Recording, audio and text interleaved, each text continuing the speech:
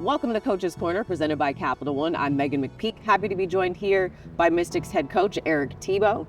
And Eric, I'm going to hop right in. Always enjoy taking some time with you to have these conversations about everything surrounding the Mystics. And we will be officially putting Alana Beard, longtime Mystics player and legend in the W, into the Mystics Hall of Fame. What do you think of when you think of the Mystics doing this consistently every year now for the last couple of years? I think it's great. It's one of the best days, I would say, in our calendar during the summer.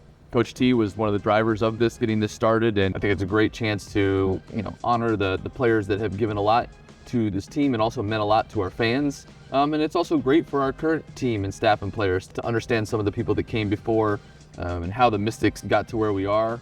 AB was one of the greats. We were playing against her at the time when she was with the Mystics, and a terror to play against. And very well deserved that she's going in our Hall of Fame. What type of standard does that set for your current players to look as to see what the past has done in passing the torch and knowing that they did it so that we could be here and we have to make sure we're paying it forward at the same time? Everybody is understanding and appreciative of the moment we're having right now in the WNBA and the women's sports. And in some ways, it's a good reminder that it wasn't guaranteed. That a league wasn't guaranteed to get to this many years, and an individual team wasn't. There's other franchises that did not, but because of people like AB and Shamika Holtzclaw and others, like the Mystics were able to hit the ground running in the city to set our players up for the success they're having now. And it's always a special night because you see what it means to the people in the crowd, and I think the players can feel it. They can feel it when they're in the game. In some ways it's closure, I think, for players in the fan base, and sometimes it's just fun to celebrate. Usually when we do these things, it's not just the player that's being honored that's back in town, it's some of their teammates and other players from that era. So it ends up feeling like a little bit more of a celebration of the people that have meant a lot to the Mystics through the years. I know that the season, obviously with the Olympics happening, it takes that break, and it's not something that happens every single season in the W. But with the injuries that you all dealt with this year, how much of a refresh, reset, or kind of taking that breath was that break for you all to get people healthy, get people in a position where they could return to the floor? How useful and needed was that, if you will? Very necessary. When you have players that are out and injured during the season, it's really hard to work them back in because it's hard to build them up physically, mentally, emotionally, while your team is just playing a game every 2 or 3 days.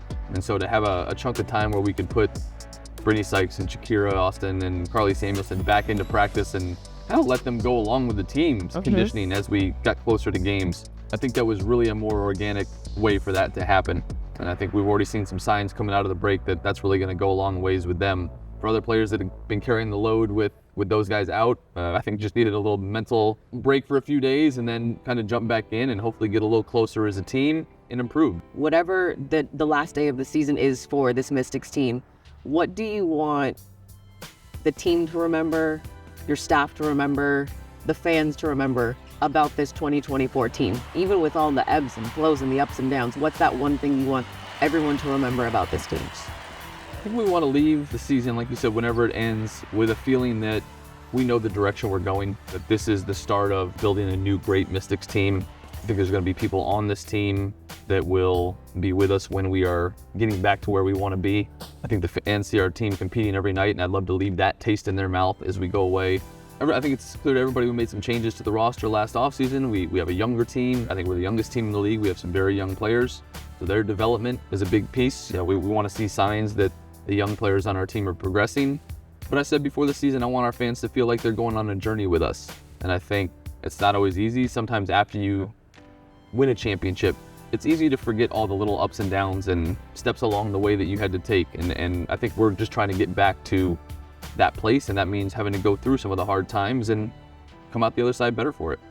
Eric, I appreciate you joining me here, Coach's Corner, allowing me to come into your Coach's Corner and kind of pick your brain about the game of basketball and this season with the Mystics. So once again, thank you so much. Thanks for having me.